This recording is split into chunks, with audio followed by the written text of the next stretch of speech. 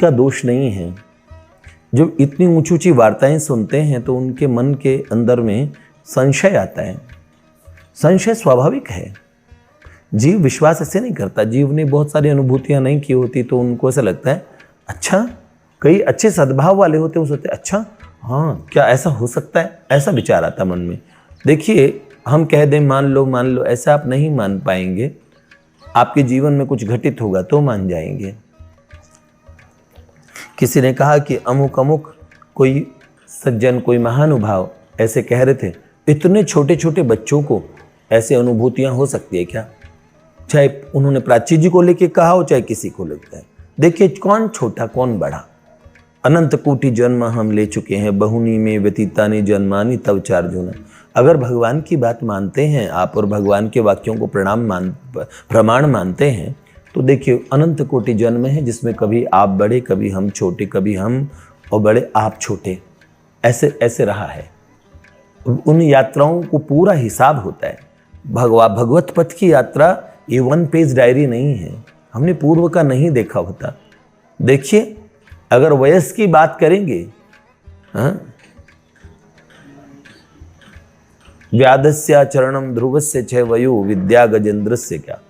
बताओ ध्रुव की आयु क्या थी?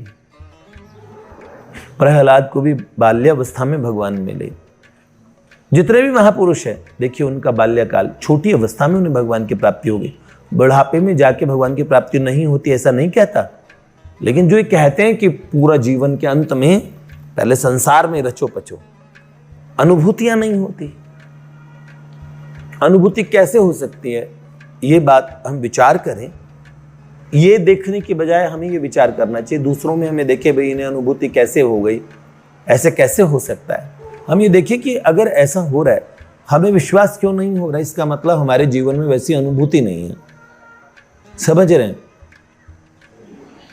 मैं किसी जंगली कबीले में जाके बोल दूं कि ऐसे किसी डिवाइस होती है जिससे मोबाइल कहते हैं, उससे दूर दूर तक बात होती है, तो विश्वास नहीं करेगा। सीधे सीधे विश्वास नहीं होता है। बात यह कि अपने जीवन में ये अविश्वास का कारण क्या। देखिए इतनी अनुभूतियों के विषय में हमने सुना होता है, महापुरुषों के साथ ये हुआ, अमुक संतों के साथ ये हुआ। हमारे जीवन में तो कुछ भी नहीं हो रहा। हम तो सोचते हैं एक देवता का नाखून भी दिख जाए तो भी भैया हम मान ले कुछ। जब हमारे जीवन में कुछ नहीं होता और हमने बड़ी बड़ी बातें सुन ली होती तो हमारे मन में संशय आता है, अविश्वास आता है। फिर देखिए, फिर हम ये कहते हैं, स्वयं अगर हम अनुभव नहीं कर पाए तो हम दूसरों को ये कहते हैं कि देखो ऐसे कैसे अनुभव हो सकता है, ऐसे कैसे हो सकता है। ये असल में हमारा ही कच्चापन है। हम विचार करें कि जीवन की ऐसी कौन सी हमसे कमी छूट रही है। प्रिया प्रियतम देखो, जिनके विषय में इतना ऐसो को कृपाल जगमाहि, बिना हेतु जो द्रवे दीन पर राम सरिस को नाहि। क्या वो स्वभाव पहला सरकार अब नहीं है? दीनों के वास्ते क्या दरबार अब नहीं है? क्या सरकार का स्वभाव बदल गया है?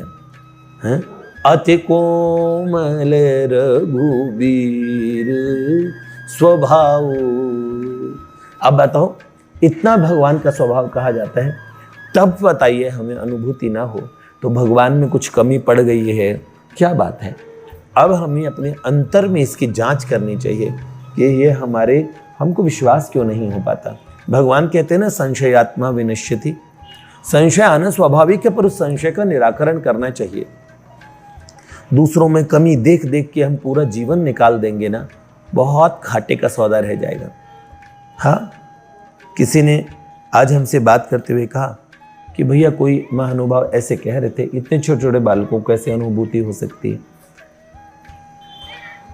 बस मुझे लगता है कि इतने छोटे बालक ही बनना पड़ता है अनुभूति के लिए। मुझे लगता है ये अनुभूतियां बहुत ज़्यादा बड़ों को नहीं होती। आप आयु से बड़े मत लीजिएगा, पर बालक प्रेमी कहे यह प्रेम को पंत, रहिबो कर सुधे सुभायन में। रह रे मन तू चित चैन सौ, वृषभानु किशोरी के पायन में। जीवन बहुत छोटा है, दूसरों की मीन मेख निकाल निकाल के समय गंवा देंगे, बहुत गड़बड़ हो जाएगी। हाँ, घनानंद जी बोलते प्रेम का मार्ग बड़ा सूधा है। किन के लिए? अति सूधो स्नेह को मार्ग है, यहाँ नेक सयानप बाक नहीं, यहाँ साच चले तज आपन पाँव, झिझके कपटी जिन साक नहीं, घन आनंद प्यारे सुजान सुनो, यहाँ एक ते दूसरो आक नहीं, तुम कौन सी पार्टी पड़े हो ललावन, ले हूं पे दे हूं छटाक नहीं। तो देखो भैया, मैंने बहुत ऊंची ऊंची अनुभूतियों की बातें कह दी आपसे। आपके जीवन में अनुभूति नहीं होगी तो आप इन सब बातों को रिजेक्ट कर लेंगे। आप श्रद्धावान होंगे तो एक्सेप्ट कर लेंगे, कुछ लोग नकार देंगे, कुछ लोग स्वीकार करेंगे। मैं तो ये कहता हूं कि आप नकारना आपका अधिकार है, किसी चीज को रिजेक्ट करना बिल्कुल सिरे से बकवास है, सब ढोंग है, पाखंड है, झूठ है, फरेब है, ऐसे भी कह के आप अपने आप को, और मेरे को लगता है कि एक रिस्क लेना चाहिए अपने जीवन में। इन बातों को चेक करके देखिए, इसमें बहुत बड़ी बात है। संशय करना खराब नहीं मानता, मैं खराब नहीं मानता, क्योंकि मैंने बहुत बड़ा जीवन संशय करके निकाला है, महापुरुषों पे भी संशय किया है। लेकिन कुछ महापुरुषों की वाणी पे मुझे विश्वास हो गया था, उसका बहुत अच्छा फल रहा।